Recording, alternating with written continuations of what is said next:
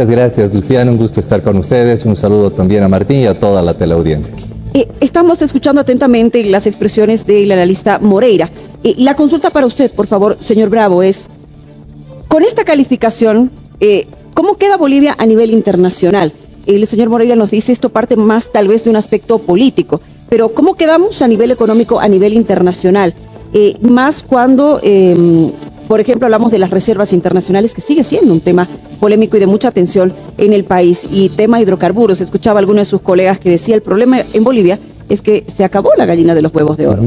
Bueno, correcto. En realidad, la calificación de riesgo es una opinión de un tercero que es especializado, que está técnicamente fundamentado y que es independiente. Entonces, lo que hacen estas calificadoras de riesgo es hacer un análisis de la situación en diferentes cifras macroeconómicas. Si bien en algunas nosotros no tenemos inflación alta, tenemos crecimiento, no está al nivel del planificado, del presupuestado, pero hay crecimiento, el hecho de que las reservas no crezcan y no se avisora una posibilidad de recuperación del nivel de reservas internacionales es preocupante, porque las calificadoras de riesgo lo que miden es la posibilidad que tiene, en este caso un país, de cumplir sus deudas en los términos y plazos pactados. Eso es muy importante considerar. Segundo, tenemos un déficit de balanza, un déficit público, que ha sido sostenido de 7% durante los últimos años y que tampoco se ven medidas que puedan recuperarlo. ¿Qué nos marca esto sumado al escenario político que no da certeza? Esa es la realidad. En este momento hay una división dentro de lo que es el movimiento al socialismo, tenemos una bancada de oposición y ahí los factores de negociación son fundamentales que lamentablemente no se han visto en este último tiempo. Más allá de quién tenga razón o no tenga razón, el hecho es que no se ven certezas políticas y esto por supuesto afecta a lo económico.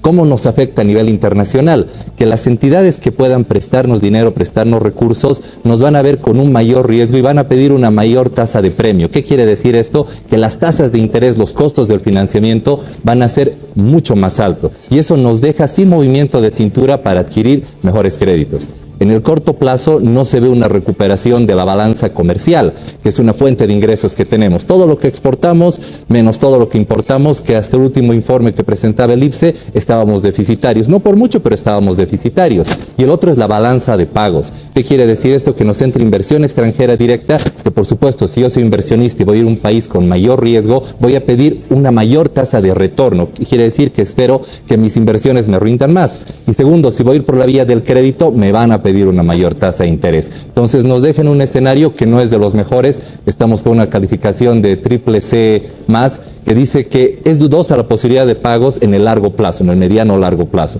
En el corto plazo también nos han bajado la calificación de riesgo, tanto en moneda extranjera como en moneda nacional, eso ya a nivel internacional.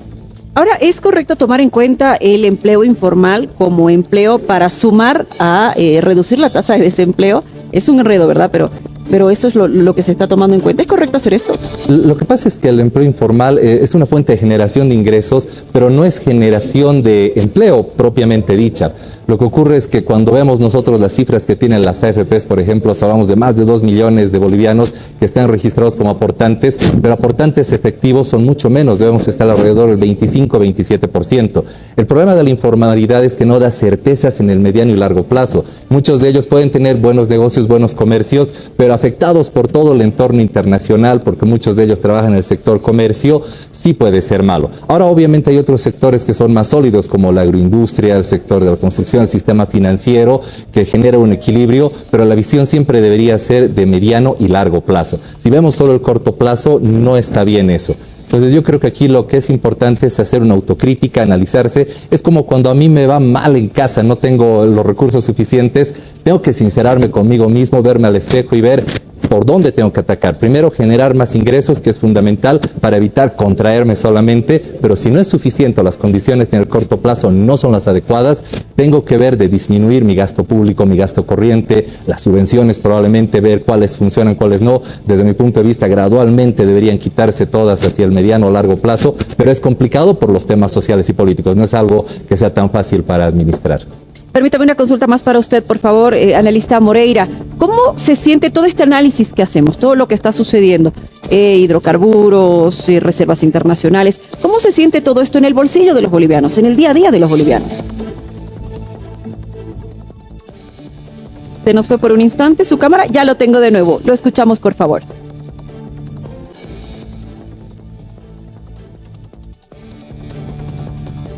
Analista Moreira, le reitero la consulta. Todo esto que estamos conversando, que tiene que ver con reservas internacionales, con hidrocarburos, con esta calificación que lo tenemos a nivel internacional, ¿cómo se va sintiendo en el bolsillo de los bolivianos? Es decir, el día a día de nosotros, de los bolivianos, ¿cómo está económicamente hablando? ¿Sí lo tenemos ya todavía?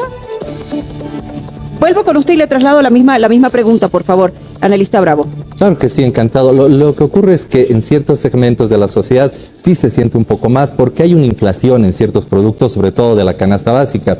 Vamos a los productos importados. Por ejemplo, tenemos la leche evaporada, que antes costaba 9 bolivianos un tarrito y ahora está por los 14, 15 bolivianos. Y lo mismo se ha ido trasladando a otros productos. Por eso es importante ver que lo macroeconómico no afecta a lo microeconómico. Las subvenciones son como un premio que da un padre de familia que quiere que sus hijos surjan y les dice, ya yo te voy a dar un poco de plata hasta que tu negocio avance. Pero si el negocio no avanza, estamos engañándonos y estamos engañando a nuestros hijos en el largo plazo, porque tarde o temprano ellos van a tener que pagar estos costos. Entonces, yo creo que el gobierno tiene una labor dura. Me imagino que están haciendo todos los esfuerzos para solucionar y paliar todas estas circunstancias de generar más ingresos y disminuir los costos. Habrá que ver qué empresas del Estado realmente son eficientes, porque lo más importante es la eficiencia de gestión. Si hay empresas que durante un tiempo consecutivo no han podido dar resultados, tal vez pensar si realmente vale la pena sostenerlas o no. Es importante que comencemos a analizar de forma global cuál es la situación, no solo hoy, no solo ver que hoy día sí nuestra inflación es bastante baja, es muy buena comparada con otros países, no solo ver que sí estamos creciendo, sino ver si es sostenible o no es sostenible y cómo hacemos para que esta fuente de ingresos y gastos, porque al final de lo que nos ingresa menos lo que gastamos es de donde vamos a pagar las deudas, es suficiente, porque a través de todo eso va a haber una economía estable para nosotros que somos los ciudadanos. Bien, yo le agradezco mucho por haber estado con nosotros, señor Javier Bravo, analista económico, y voy a cerrar con esta consulta porque ya lo tenemos nuevamente al analista Martín Moreira. Está con nosotros.